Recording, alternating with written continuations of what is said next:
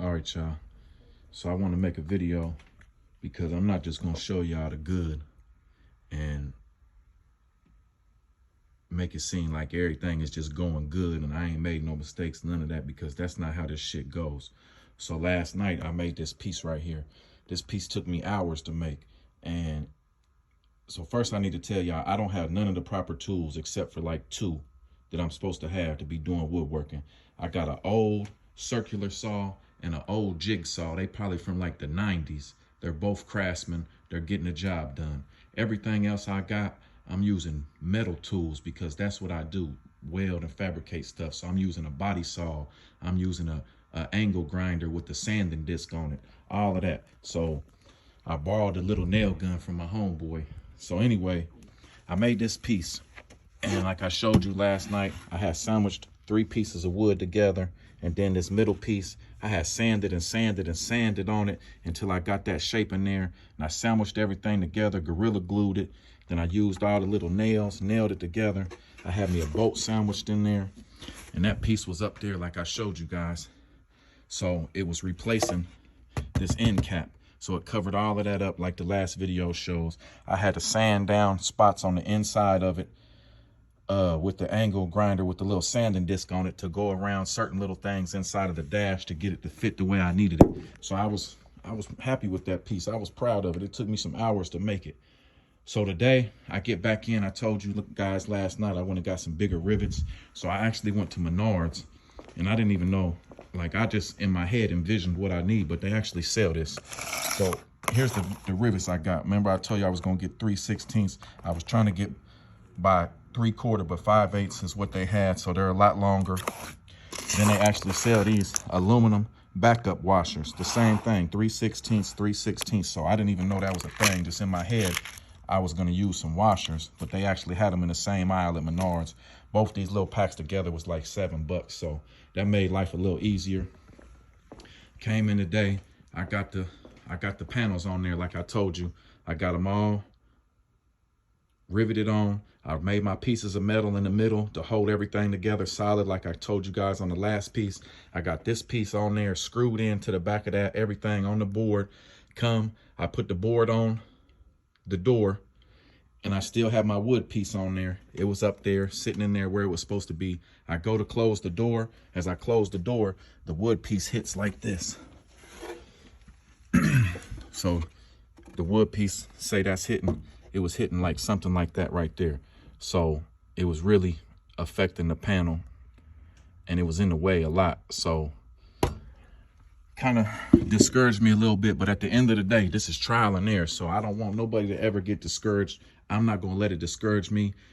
When it first happened, when I first noticed it, I kind of was like, damn, I spent all of this time on this piece.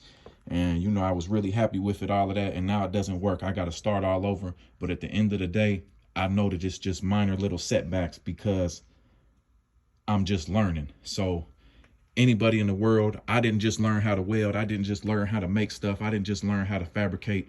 I mean, it took years and years and years, and I fucked up a lot of stuff.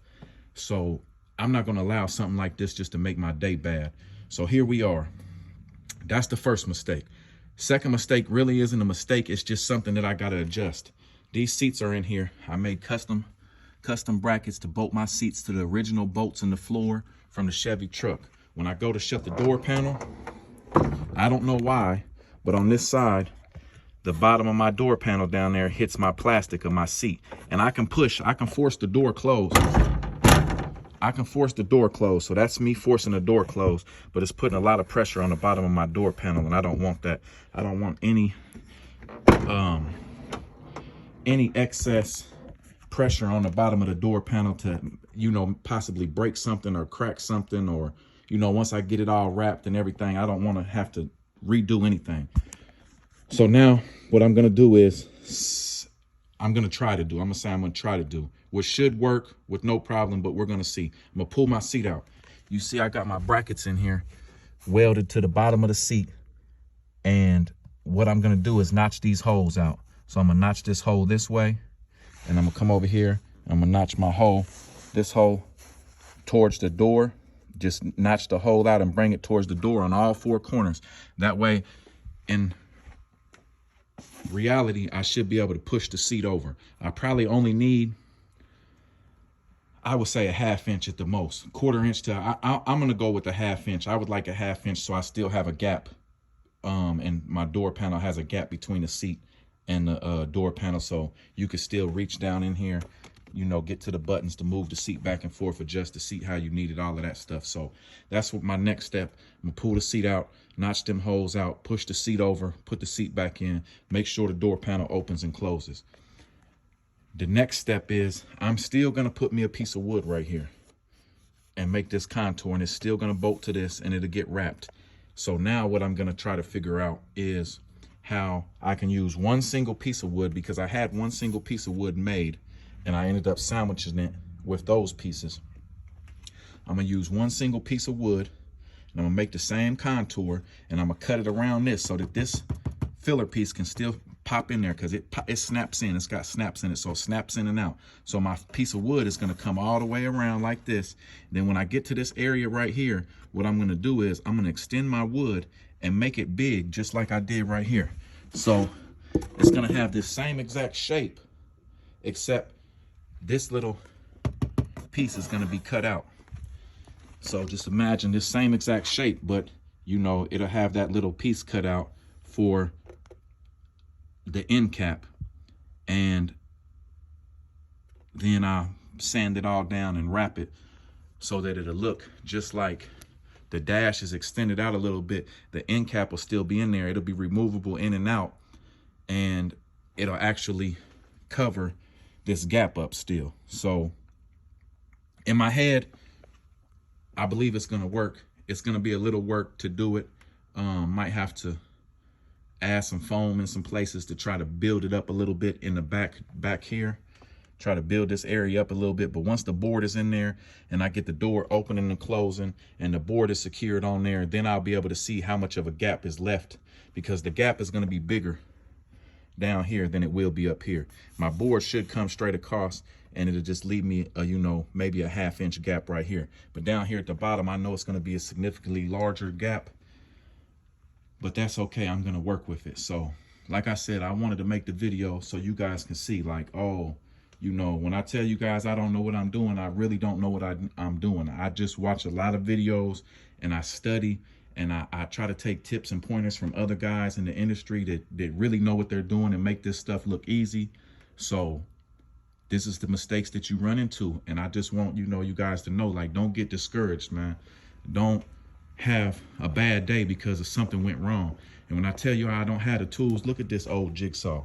Oh, Black & Decker. Look how old this jigsaw is. And it's getting the job done. It's not even a wood blade in here. I went to Harbor Freight.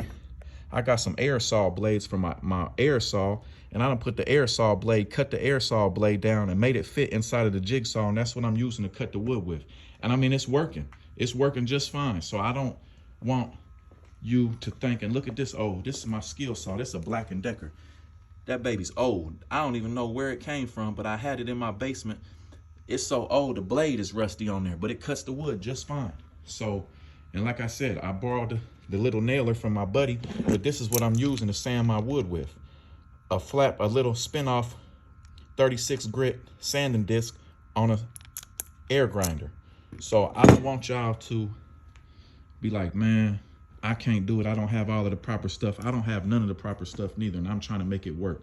I got a drill with random drill bits, and I bought a pop rivet gun, and I'm just doing it, man. So don't never get discouraged. Don't ever think, man, you got to have all of these fancy tools. If there's a will, there's a way. There's a reason why that saying is a saying, because it's true in every aspect of life. If you truly want to do something, you put your mind to it, man, you can do it. So don't never let somebody tell you you can't, or be scared to try, because you're going to make mistakes, man. But at the end of the day, it's about how you come back. And I'm not about to let this defeat me. I'm going to make me another piece in there, and I'm going to make it look nice, and we're going to keep this show rolling. Thanks for watching.